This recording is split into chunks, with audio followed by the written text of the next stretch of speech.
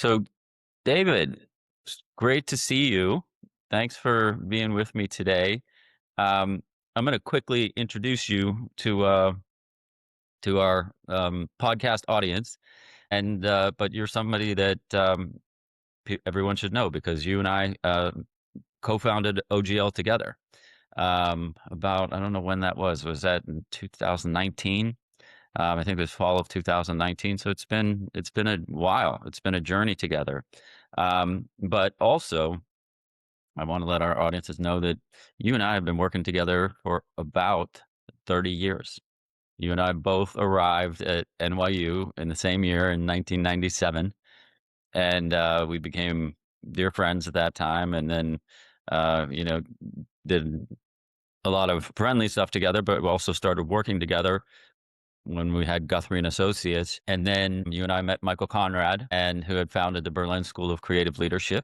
And you and I went to run that together for a couple of years. And then I had to go on to do some other things. And you just stayed on and kept running the Berlin School of Creative Leadership for a long time. And then you also joined me at George Washington, as you know, I think you were my deputy dean of executive education or something like that. And we did a lot of programs together. We did the Star Emba program together. You stayed on with the Berlin School of Creative Leadership, and you've really become just an expert in creative leadership for such a long time. And then now we're together at Thunderbird. So we've just had a long journey together. And so I'm happy to introduce the OGL podcast listening audience to you and to have you here. But I'm also just really thrilled about our long journey together. And so Aubrey is really busy right now because it's tax season. And so she couldn't join us today. And so I want to thank you for stepping in for her. So how are you?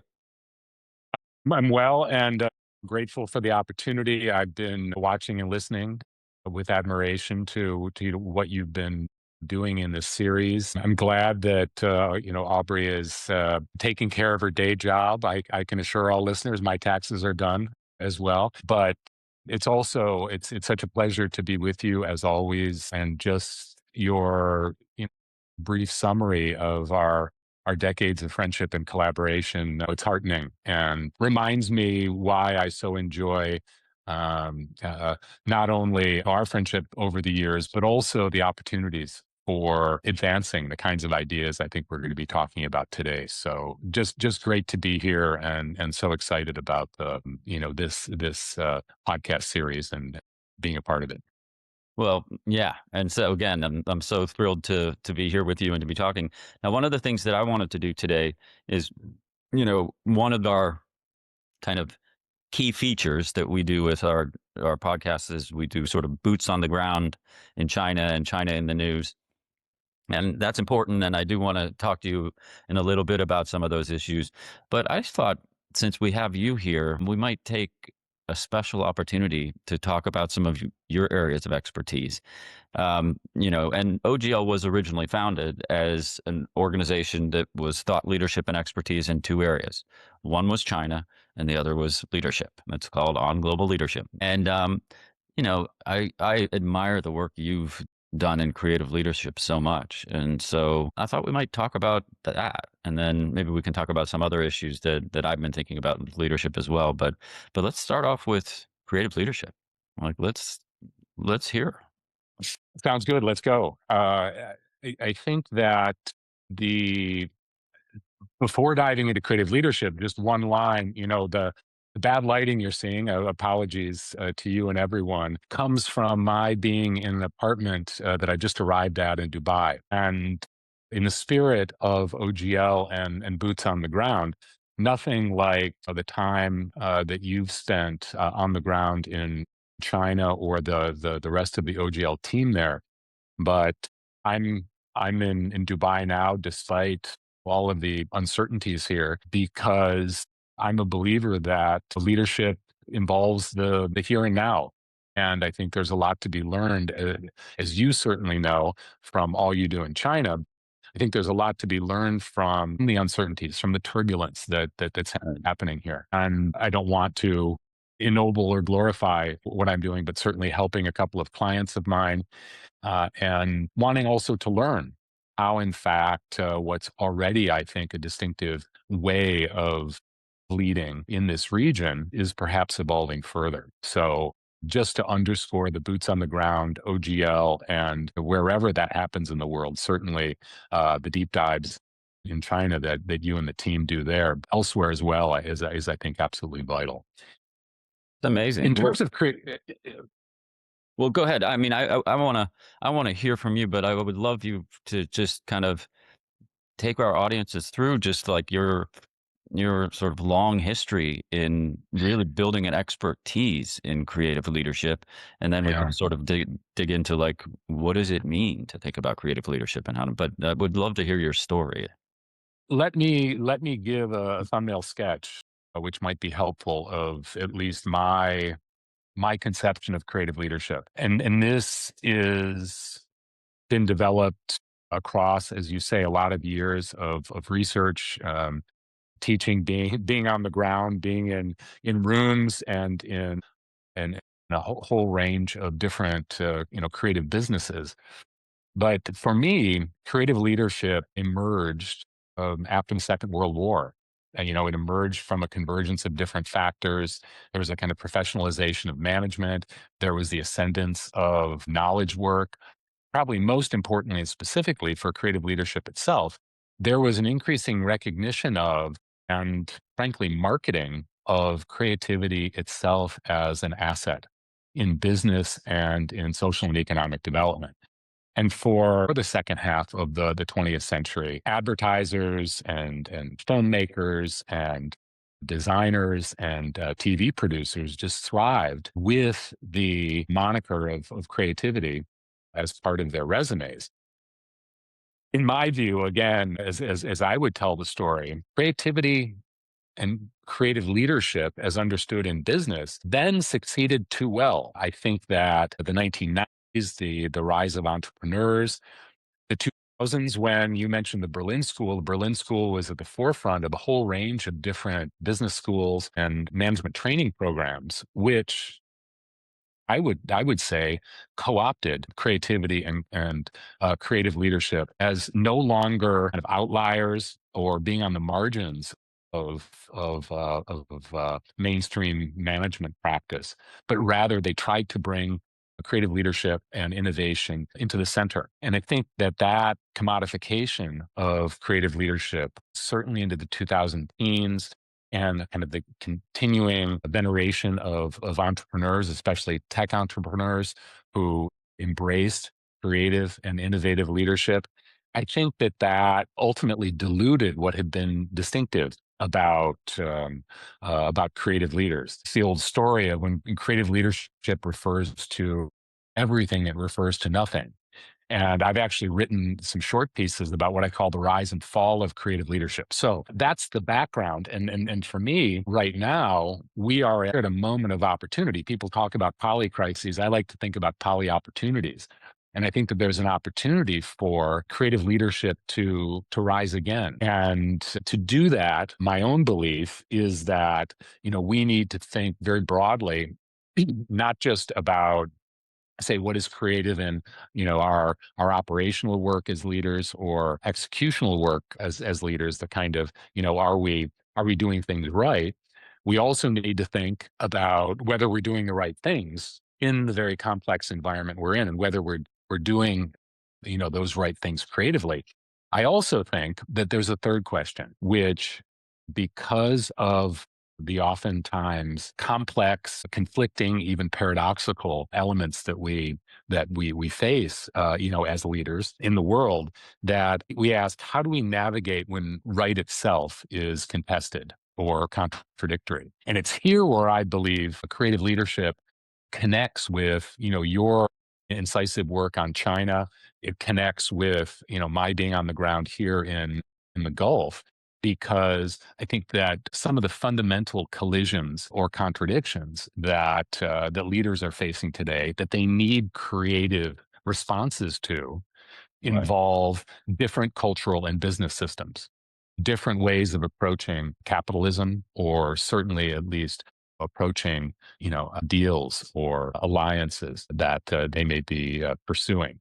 So I think that now is the moment, again, to maybe bringing some optimism to the narrative of fall that or decline that I outlined. Right now is the moment when those leaders who bring creativity to the complex reality of our time, they really are going to be the ones not only to advance, but to develop fresh ways forward, develop solutions. And I think with everything that's going on in the world, we all would welcome that fresh set of possibilities. So that's an amazing outline, and let me just frame it a little bit differently, but also just ask this as a question. And this is, again, to go back a little bit in the history of what your and my work together. I remember when I met Michael Conrad, who was the founder of the Berlin School of Creative Leadership, and he thought of himself as a leader in the creative industry, right? And so, really building out a career and helping companies like frame what they're doing in advertising, et cetera. And he was friends with Keith Reinhardt and other people who were in that sort of industry. And it was interesting. I had given a talk on leadership, and I don't know if you remember this story, but he asked if he could share a cab with me back to wherever I Mhm. was going, and I said sure. And he said, "I'm starting a school called the Berlin School of Creative Leadership, and I need your help in thinking about leadership for people in the creative industry." And it was interesting to me because I said to him, Michael, I'm not a creative. Like, I'm just a business school guy who does China and teaches leadership. And he's like, I know, I'm the creative, but we need leadership for people in the creative industry. So we got the creative part. Now we need you to do this. But it was a very sort of narrow definition back then because it was for the creative industry. And one of the things that just strikes me just listening to you, but having watched you over the last 20 years in developing this, and you, even as you were talking, sort of overlappingly used the word creativity and innovation, right?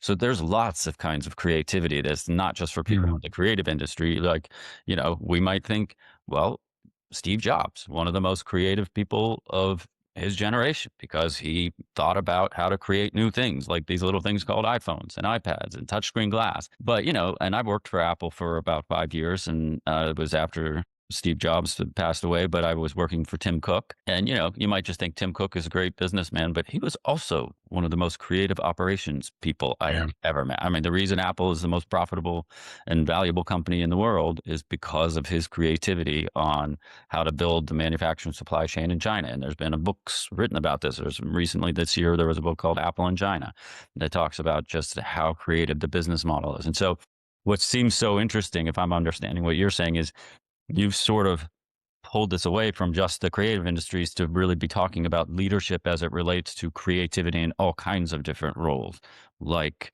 you know, building products or like, innovating around a manufacturing supply chain. But I heard you also in a cautionary way say, well, if creativity is everything, then it's nothing because we need to be precise. And so I love this statement. Did I get all that right? Absolutely. I'll just tell you, briefly, you and I both supported the Berlin School at the Cannes Lions Festival, which used to be an international festival of advertising until they renamed it, wanting again to co-opt word. They are now called the International Festival of Creativity. In running a joint program between the Berlin School and Cannes Lions, I would, in fact, provoke both the participants in the program, but our partners from Cannes Lions, who again very much wanted to hold on to this idea of creativity being the purview of a certain very confined set of people in specific businesses. And so they would, award advertising campaigns, commercials for creativity. And I would provoke them by saying, yes, but the most creative act in the industry this year was a merger that was orchestrated or an acquisition by a holding company. And they wanted nothing to do with that. Yet I really believe that it was precisely that sort of creative business decision and action following the decision, which was, to your point, a highlight of the year in creative leadership. But again, though, those boxes, one could argue that the organizers of Cannes Lions were interested in, their revenues continuing, but they're part of a larger industry that also defines itself in a very particular way, and again defines itself using those words in specific ways. Wow. So interesting. Now, I remember recently you introduced me to somebody that you were collaborating with, who I think was also had an association with the Berlin School of Creative Leadership. But you guys are trying to build a kind of post Berlin School international network of creative leadership. Talk to us a little bit about that. That it's very much a work in progress, as you know, for all sorts of reasons, not least that our, meaning I think that the general professional ability to connect with like-minded people or those interested in similar pursuits around the world is so much easier now because of digital platforms and technologies, that there are different communities that arise of shared interests. These are communities of knowledge, of practice. The idea is to, as you say, with what we're calling the Creative Leadership Hub, which I see certainly as being a partner organization to OGL. The Creative Leadership Hub is very much working to create a community of contemporary creative leaders. Now, the challenge is that those who are initially interested in a hub about creative leadership, a community, tend to be individuals who associate themselves with that more traditional vision of creative leadership that I just outlined. Whereas my interest is a bit more forward looking. It isn't to say that I'm right and they're wrong. I think that precisely what I'm looking forward to in this community is bringing these different visions together and understanding, okay, on the ground, what does creative leadership mean today and what can it evolve into tomorrow? Again, I have my own ideas about that, some of which I've laid out in terms, for example, of the different systems of business that exist culturally. But for individuals who have been in a design firm or a media production company for 20 years, their focus is very different. So how do we come together and generate a new, robust, and again forward-looking understanding and practice of creative leadership? I think that's what the hub is about. Nice. So, I mean, you and I have taught leadership together. And so, you know, a little bit of how I teach. I'm very heavily a framework person. Like I use the BAMI framework: vision, alignment, motivation, introspection, and then the strategic alignment framework, which is about breaking organizations down and figuring out how to build a strong, effective organizational culture. What about you? When you teach creative leadership, do you have sort of go-to frameworks or go-to approaches to how you work with your students? Yes, probably more than I should in terms of simple summary. Let me offer um, a few. I'll limit myself to three. First, and very briefly, one of the limitations I believe exists in creative leadership, especially when it's a subject of research, say management research, is that there are models that I believe are not fit for purpose in terms of understanding creativity. So there may be a whole line of research that focuses on creative products, but it really leaves out the conditions and the structures and the processes that help to produce those products. And I'm so glad you said what you did about Apple and the alignment, not just what you taught at Apple, but you continue to teach in terms of leadership, strategic alignment framework, because part of what that's doing is really understanding the structural conditions that need to exist for creativity to take place. So one model is Teresa Amabil's componential creativity approach, that is multiple components, whether it's the people, the processes, or the products, the conditions. Another major framework, and this really fits with those three questions I asked about earlier in terms of are we doing things right and so on, is an extension of Chris Argyris's double loop learning model. And so I believe that, Argyris talked about a first loop of learning, which again is operational. Are we doing things right? A second loop, are we doing the right things, where we're actually asking about our assumptions? I believe there should be a third loop of learning, which is exactly the sort of learning that you've regularly helped me to achieve. And that is, again, understanding, okay, if business works this way in the US, how does it work in China? And how, in fact, do I understand the two coming together? So we need to have that third, even more fundamental loop of learning that helps us, in fact, to appreciate that whatever system we might be in, whatever we may think is right because of our training, our experience, our immediate surroundings, that may in fact not be the standard that applies to elsewhere in the world. So how, in fact, are we going to learn to our understanding and other understandings? Not only if we want to do business in China or in the Emirates or wherever else, but because that kind of deeper understanding of how there are many more possibilities than we might have immediately imagined, that could help us back home as well, just to understand the way that the Chinese do business, or the way that the Emiratis do business, or whoever it might be. So I think that, Argyris and Donald Shun, when they came up with their loops of learning, they were very much onto something that today, when we need to learn so quickly and so well, remains really central to my approach, not only to identifying the emerging form and practice of creative leadership, but also how that is going to continue to evolve. It's nice. I love that because, not only does, you've had this career that started at NYU, and then, you've been at a number of different places, and then the Berlin School of Creative Leadership, but now you're at the Thunderbird School of Global Management. And, so what it sounds like what you're really adding to the different loops that are part of loops of learning is that also sort of a global mindset, where you have to really kind of think deeply about the complexity of a different culture. And, if you want to Yeah. be a creative leader and, operate in China, you may have to do things quite differently, or you may have to analyze the world very differently just to really understand what their priorities are. And so I love that. That sounds like a great addition or a great growth of the creativity piece of things.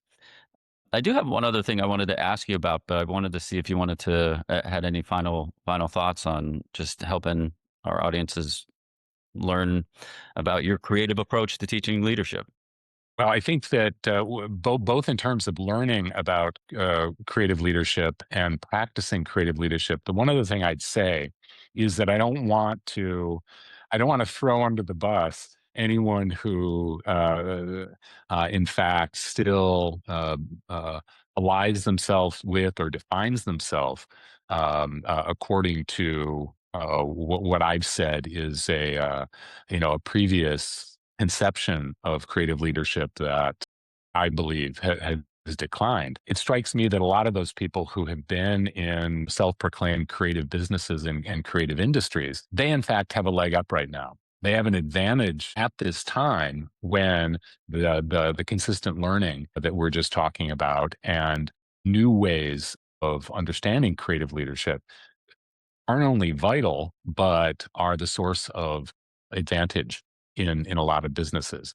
And in fact, as I sometimes say, the most creative act that many leaders today will ever take is, in fact, defining what leadership is for them in the future. And I think that there's that great opportunity. And it's something that you asked about my teaching. I really uh, hope to help leaders to get on track and develop their own practice of learning so they can pursue what is a more robust and more current practice of creative leadership for themselves. That's awesome. So great. So great to learn from you on this stuff, David, and just to kind of continue to follow your work on helping the world better understand creative leadership and how to teach it. I did have Yeah. one other topic that's leadership related that I wanted to get your opinion on as a longtime dear friend and somebody who thinks a lot about leadership. I've been put into an awkward or interesting position recently. I mentioned Patrick McGee's book, Apple in China, which came out a little under a year ago, and I think it came out in May of 2025. And it's become an international bestseller. It's really the book about how Apple has functioned in China and how it's become one of the most profitable and valuable companies in the world. And so it looks really deeply at a lot of the things that I studied when I was working for Apple, the manufacturing supply chain, and how you teach suppliers about leadership. And I was very deeply involved with the leadership team there. And um, but I also had something that was haunting me that I didn't really know about. I've been bipolar my whole life, but I was never diagnosed.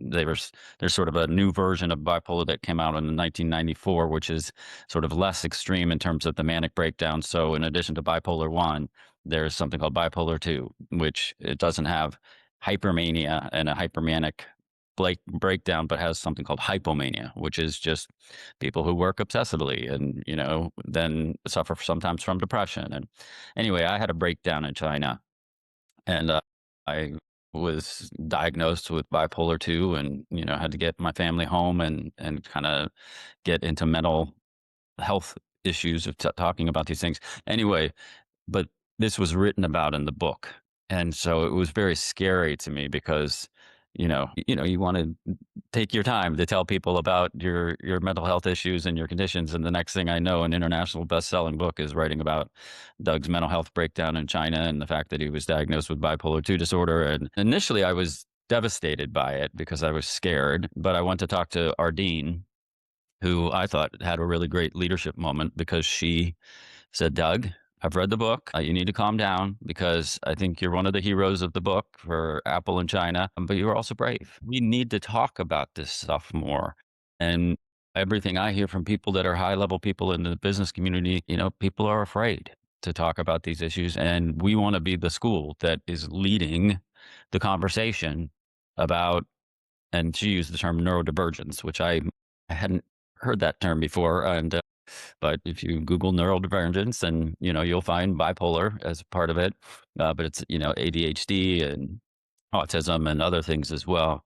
And she was right, because I did receive a lot of emails from high level business people who basically said what she said, which is that we don't talk about this enough. And good for you for talking with the author about these issues. So then the dean came to me recently and asked if I would be one of the leaders of the school with the neurodivergence conversation, which again sort of scared me a little bit. But my immediate framing was, well, I can tell you my breakdown in China has changed the way I teach leadership, because I teach it much more vulnerably now, because I talk about things like mental health and the breakdown that I had. I talk about, you will remember this, but in one of my manic periods, I was fired from my deanship at George Washington University. And so I just, sorry to take this in a different direction than creative leadership, but I It's important. admire your thinking on leadership so much. And I was just wondering if you had any thoughts on, like, how we should be approaching teaching leadership and neurodivergence together, and like any ideas.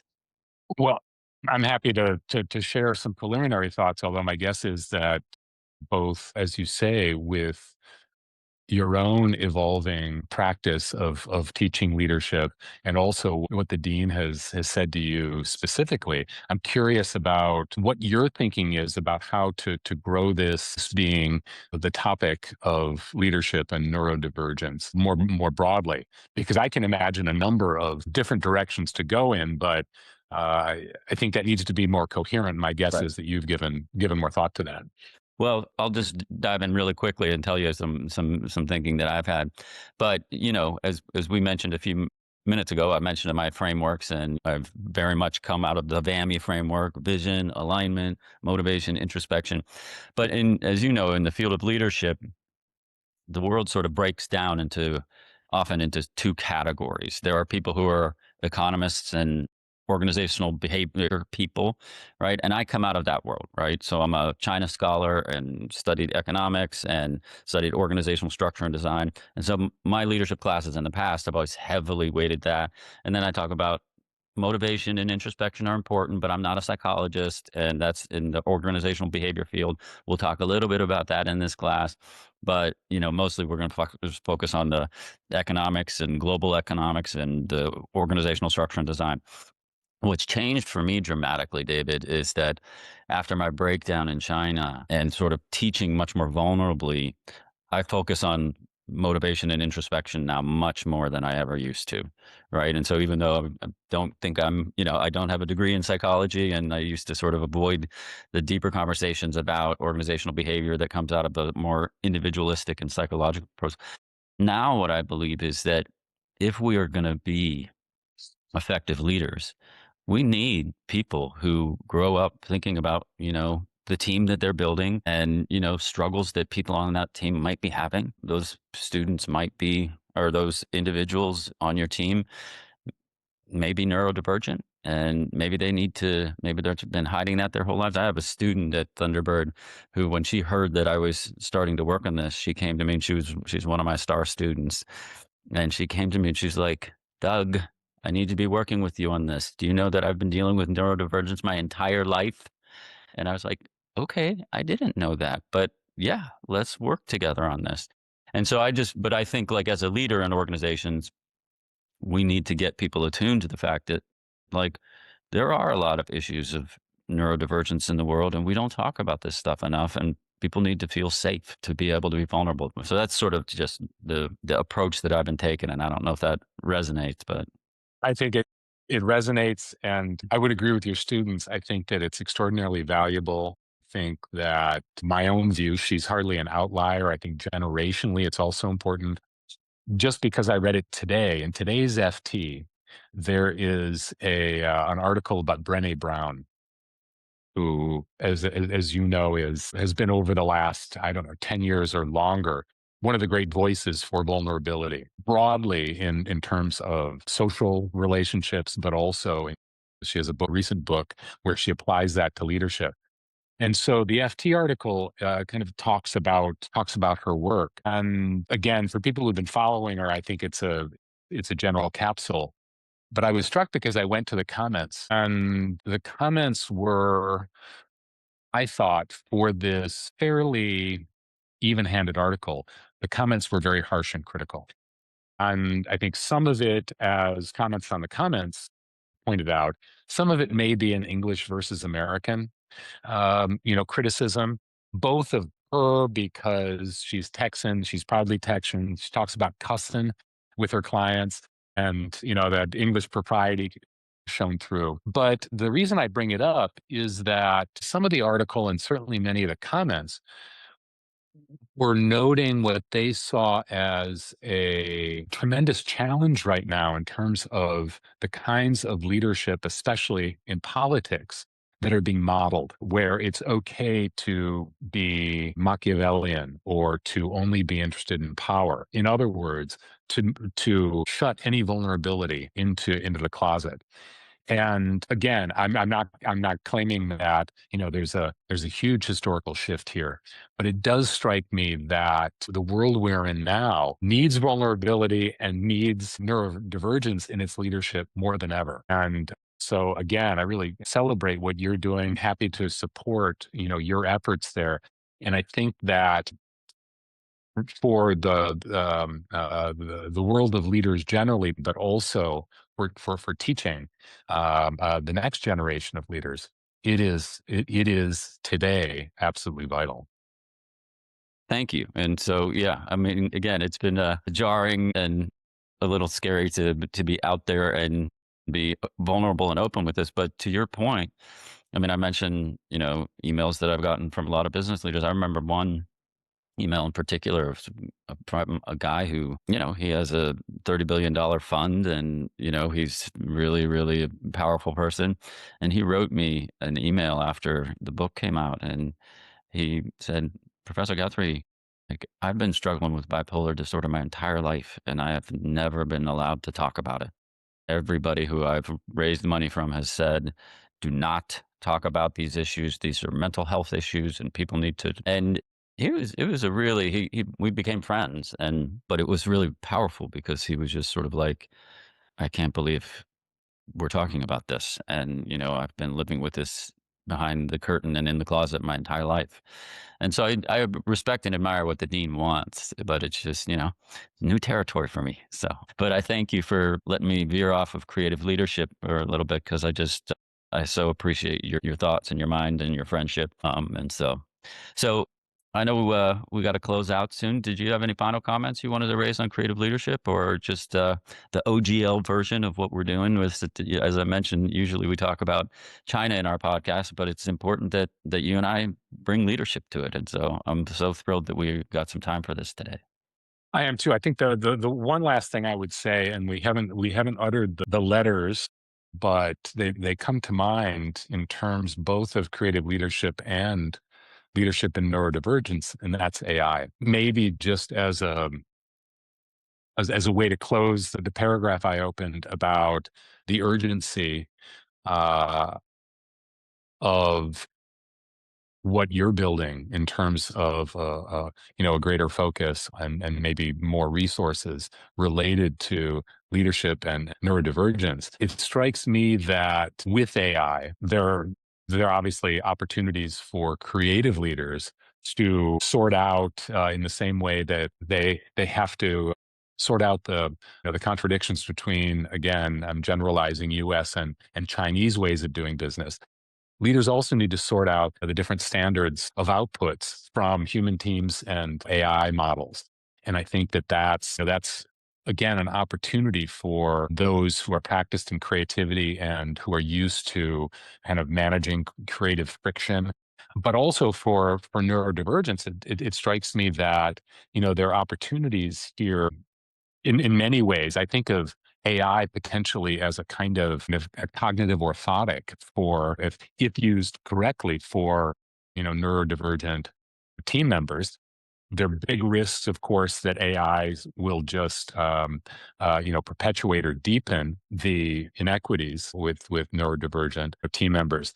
But I think the other thing is that AI, involving AI, can potentially support leadership efforts to move beyond the neuronormative. And that seems to me a really, again, exciting opportunity at a Yeah. moment otherwise when there could be downsides. So again, I think Well, a potentially exciting part of what you're going to be dealing I with. love that. Yeah. I mean, that's a new creative idea for how to approach this. And so thank you, David. It's amazing talking to you as always. And so I just want to thank you for jumping in and filling the conversation up. And it's been a great journey just being your friend and partner for all these years. And so thank you. Well, and I feel the same way. As you know, it's been a great pleasure and privilege, and very much appreciated the opportunity to talk to you here. All right. Well, we'll just keep the conversation going. Thanks so much, David. Bye bye. Wonderful. Thank you.